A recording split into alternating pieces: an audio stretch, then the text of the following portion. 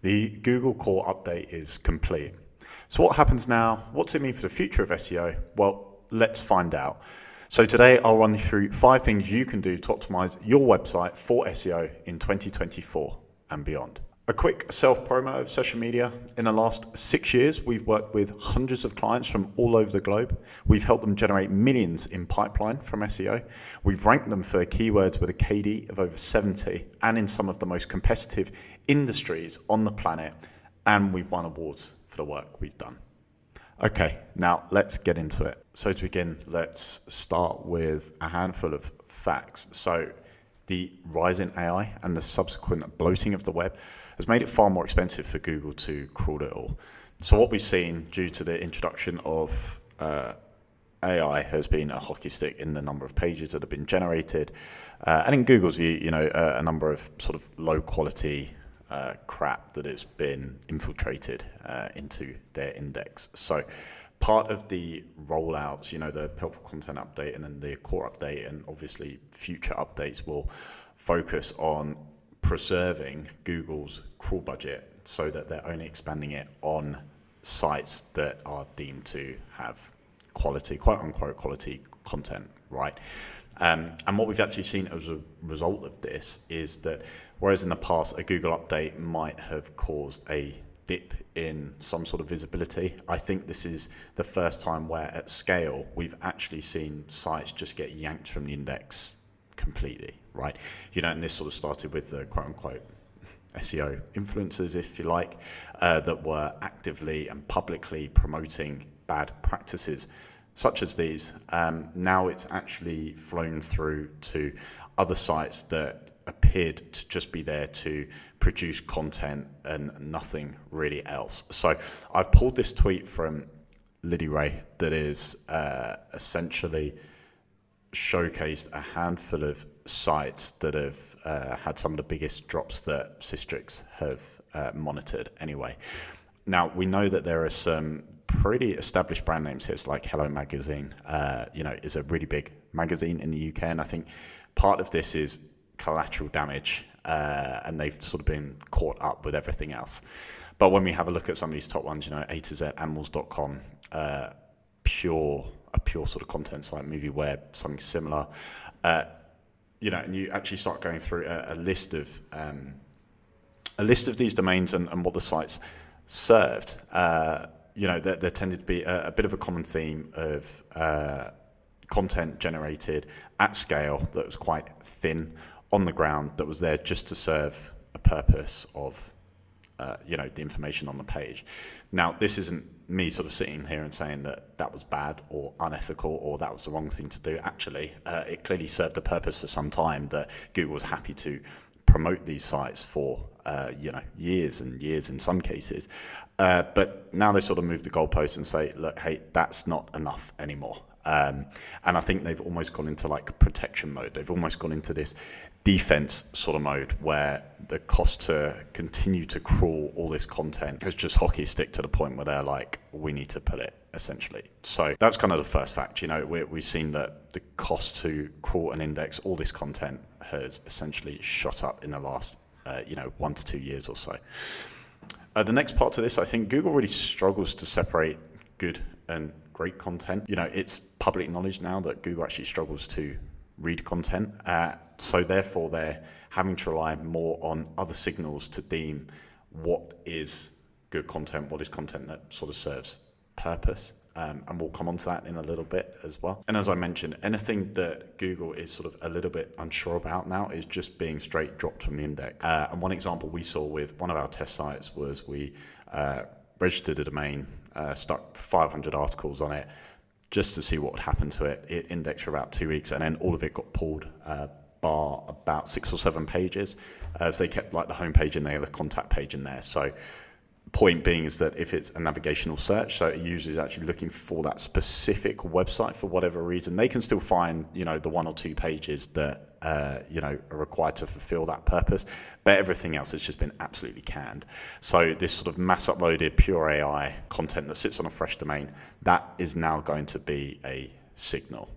Whether people believe it or not, it is absolutely now a signal that has to be considered. So what I'm going to do sort of down below here is I'm going to go through sort of 5 or so findings that, or 5 or so conclusions, I should say, that we've come to since the update has completed, what's happening on our client sites, what's happening on our test sites, and also what the chatter has been in the industry as well. So to begin, number 1, your content sites need to serve a core business purpose.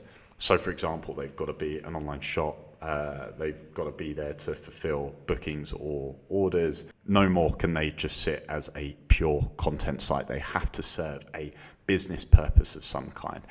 And actually, I think there's been so many examples of these that have been shared across the web. Anyway, we've got our own as well. So one of our clients here, an e-commerce site, a DR25. I sit here, trying to be super objective about the content. The content is the content. They're an online shop.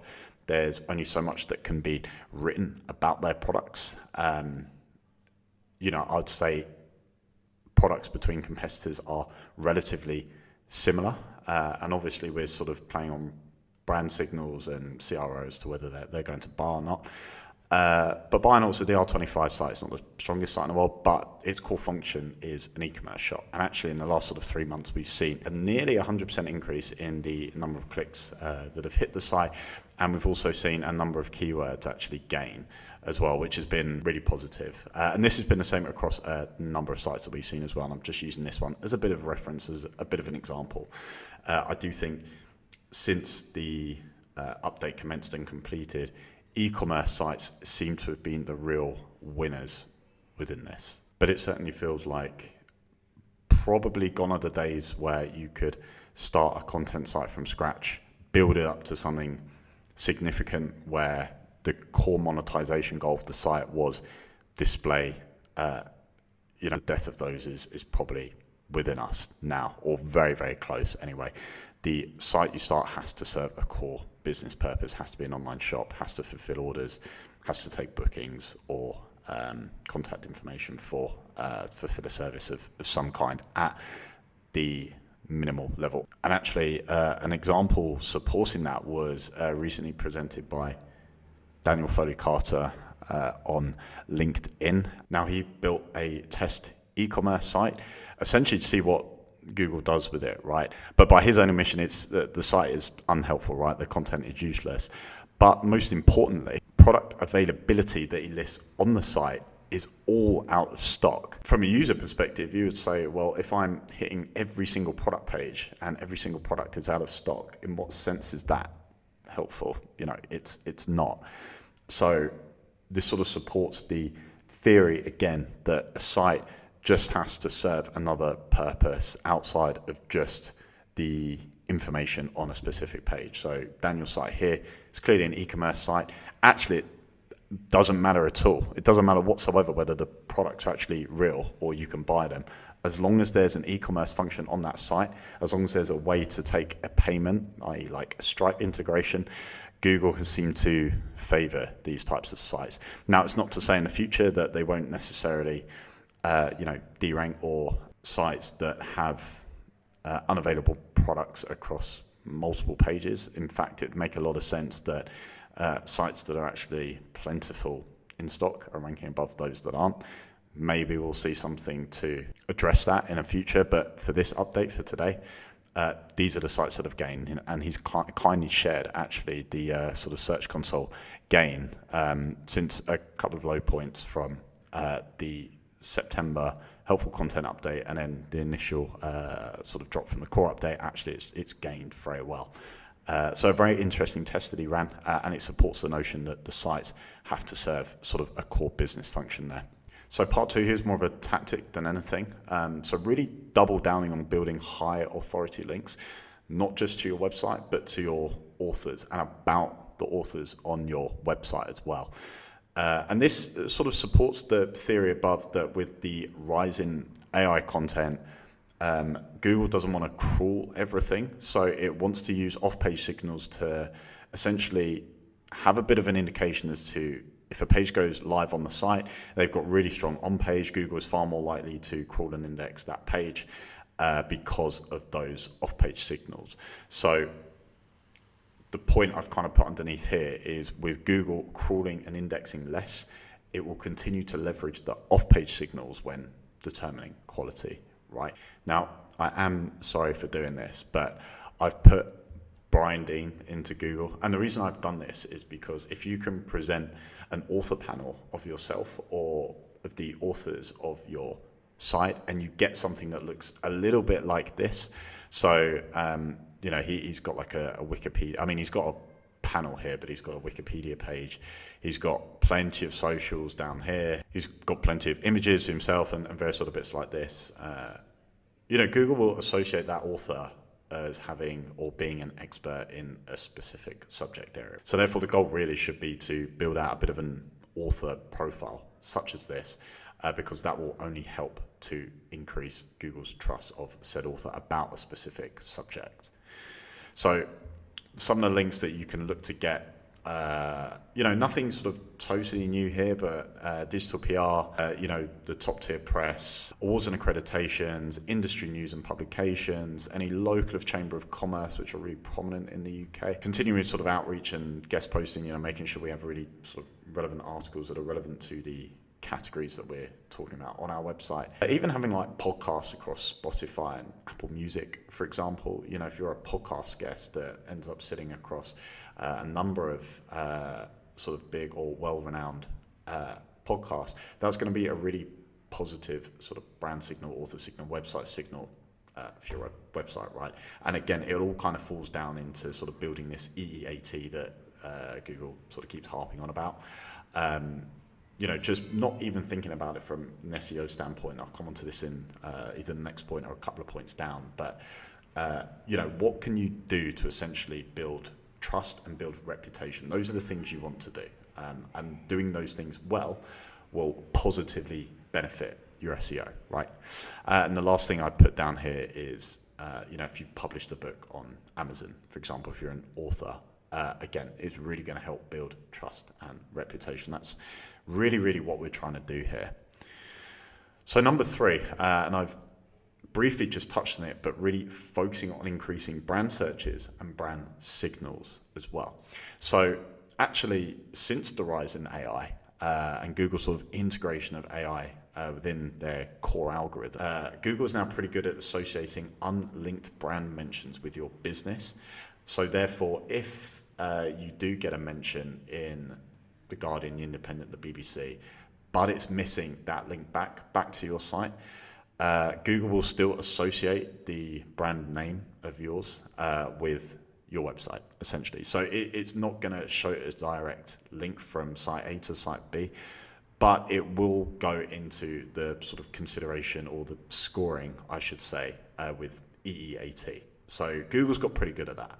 And we can actually tell some of that when we're sort of building out citations and various other things for local SEO, you know, where the name, address, phone number had to be exactly the right name, the exact right address, for example. If it was slightly wrong, then Google wouldn't essentially match one to the other. You don't really need to be as tight like that anymore, you know, because Google is so good at kind of associating one with the other. And it's the same with sort of unlinked mentions as well. So that's a positive. Second part to this, so increase search for your brand, plus your target keyword will build an association of that service with your business. So for us, we're social media. If we got a bucket load of searches, which was social media SEO over a prolonged period of time, there is going to be a signal there that associates SEO with social media, basically. So those are the things that you want to actively encourage your users to search for, right? And I've listed off a few things that you can actually do here. So the first one is essentially asking your users to Google your brand and find the first result in advertising. I've actually seen anecdotally a steady rise in when people are asking, or if people release a SaaS of some kind. In some cases, I do actually see the call to action saying Google and then enter the brand word, basically, because they're trying to build up that sort of brand trust. They're trying to increase the brand signals that are plugged into Google and then the resulting clicks onto their domain, for example. It's not super uncommon to see that anymore. So the next part here, so posting in Reddit threads, Pinterest, on social channels, essentially just driving a bit of viral engagement of posts across social media. It's always good to have other signals pointing back to your website whenever you're doing anything, right? Now, again, if you think about it from a reputation point of view, if you've got a user that is singing your praises in a Reddit forum as being a real solution to a problem that essentially kicked off the thread on Reddit, that's going to be a really sort of positive signal for Google. If you've got people sharing your articles across social media, these are all really good engagement signals that are going in turn to help your SEO, basically. So just trying to drive that sort of viral engagement, trying to drive that engagement, it's a positive thing to do, essentially. Something to really bear in mind, if you're working with social or a social team. So part 3 here is building communities and audiences on social media of real people. So that could be running like campaigns, it could be sort of producing video content on YouTube, building up subscriber bases across YouTube and other sort of platforms, pushing out content, driving that virality, a little bit like point 2. And essentially what this ends up compounding into is a greater number of searches for your brand across a period of time. And again, that helps increase reputation, trust, all things that Google are looking for when determining sort of how strong your EEAT is within a specific category, basically. So this is how you can work really nicely with other parts of the marketing department or your social team. Okay, number 4, don't sleep on click-through rate. I think CTR was something I hadn't really given too much of a consideration from a ranking perspective. Now we always, and still do actually, have a bit of a policy at the agency, whereas when our client hits first page for a specific keyword, then we will toy around with the title tag because we're trying to increase the number of clicks to our page, right, purely from a conversion standpoint. Now, what we actually started doing was looking at this more from a rankings perspective, and we ran a small test on one of our clients that were ranking page 2, so position 15 for their target keyword. So typically we wouldn't usually change the title tag when they're at position 15 because they're page 2 and they don't really get any significant traffic. It's all sort of anecdotal stuff, right? But actually what we did was we made a significant change to the title tag. So previously the title tag was just the keyword for that specific page. So it was keyword. What we did was we add keyword, pipe, really strong sort of benefit off the back of it. And we knew it was a strong benefit because we also do Google Ads PPC for these guys. We know a title tag that generates a high CTR for that keyword. So we knew the title tag was pretty strong. The keyword had 18,000 or has 18,000 searches a month. So we know there's going to be plenty of data points there for us to quickly test and assess as to whether the title tag has done its job or not. What actually happened was we drove a higher volume of clicks from that search for that specific keyword on the title tag. And actually, we managed to increase position from 15 to 4. As you can see, I had to try and get a little bit creative as to how to present this to you guys because they are still a current client. It's quite a competitive industry as well. So I don't want to give all the game up, but we were sort of ranking down here at 15 and we end up moving to 4. Now, of course, SEO with sort of tests like this, it's hard really to do it exclusively in isolation because, of course, there's other factors at play with this. But what was very notable was this change happened sort of 1 to 2 months. The ranking increase, I should say, happened 1 to 2 months after the title tag change.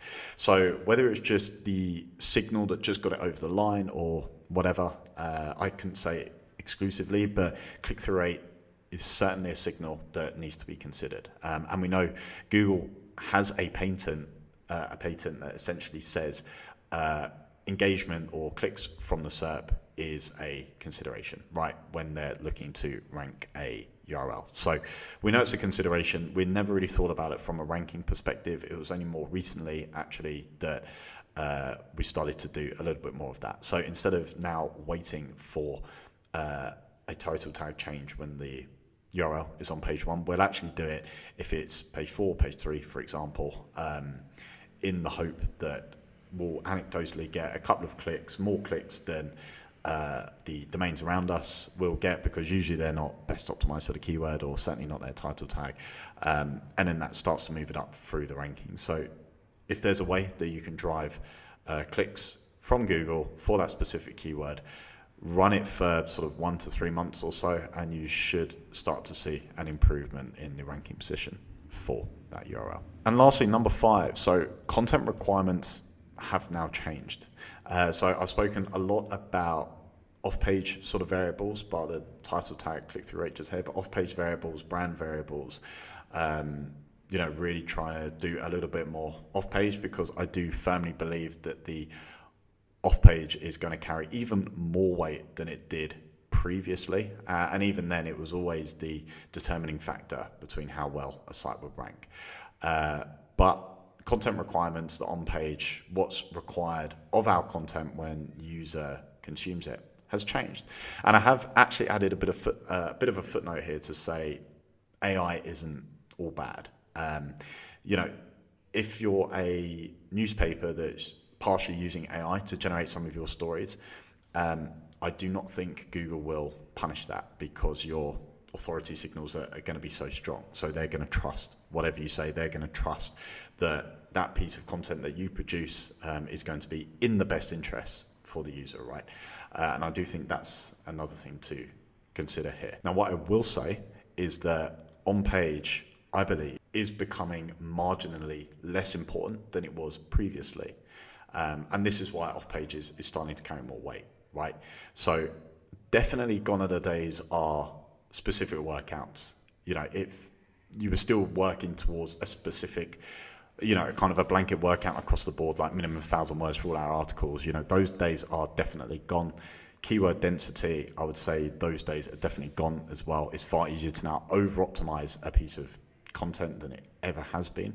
But there are still things that need to be considered when you're creating content.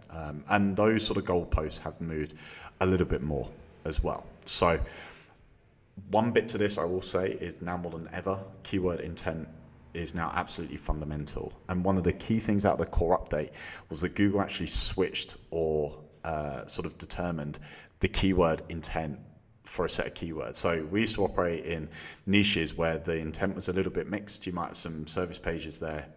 You might have a couple of info pages there, for example.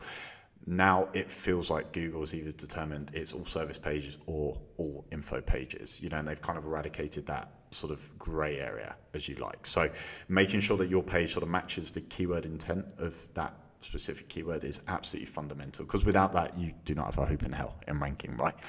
I go through this in another video, but I've just given you through a few sort of key headlines here. So a few sort of content tactics that we employ when either briefing a writer or creating content ourselves. So ensuring we list key information above the fold, a really good sort of helpful user signal.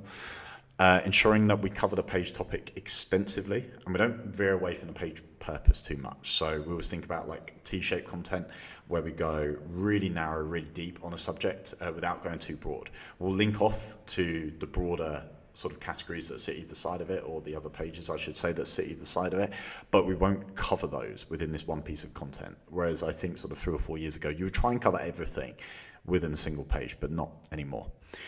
Filling information gaps. So if you can lean on a specialist that can add new pieces of information to the keyword that maybe haven't been covered in any of the other ranking domains, then you will be rewarded for that. And a good way to think about it is you are adding good, useful information to the industry. So you're broadening the knowledge of that industry, and Google's really going to like that. Of course, the counter to that is you might turn around and say, well, how does Google determine whether, that information is useful or not? And again, I think they will lean on the off-page signals to say, well, if you're a really strong site, high DR, number of links from government, red top press, industry publications, for example, there's going to be a lot more trust in what you say. And that's essentially all they can use, right? Formatting and structuring. So this isn't necessarily anything too new, but ensuring we're using structured data when necessary. Short paragraphs, like 1 sentence paragraphs now. I mean, very rarely do you read anything on the web that is a block paragraph, like how we were taught at school, right? And using bullet point lists as well. I mentioned linking to supplementary content where it's necessary, linking out to highly relevant authority sources as well. So not just linking out to anything, but linking out to content that is actually relevant to your article, and actually, again, it's to a source that is trusted, good reputation as well. And the final part, displaying those author credentials as well. So having a robust author bio takes a user through to maybe like a profile page, links out to LinkedIn and various sort of other pieces of content that they've written about. It's quite clear the extensive experience that they've got in the subject. You might even want to exclusively talk about that as well. But just ensuring that we make it nice and easy for Google to find that stuff is absolutely critical. Okay, so that was the video. Future of SEO, I actually think there's lots to look forward to. I think that there's a lot more emphasis on the off-page building authority. I think a lot of sites now need to double down on doing more sort of digital PR, getting their managing director, their CEO onto podcast, creating content across YouTube, and essentially just doing more outside of their own infrastructure to convince Google that they're a trusted source, that they've got great reputation, and therefore they should be the ones that are ranking above competitors. So thank you for your time. If you've got to this point, please subscribe to the channel. Please drop a like on the video. Otherwise, I will see you next time.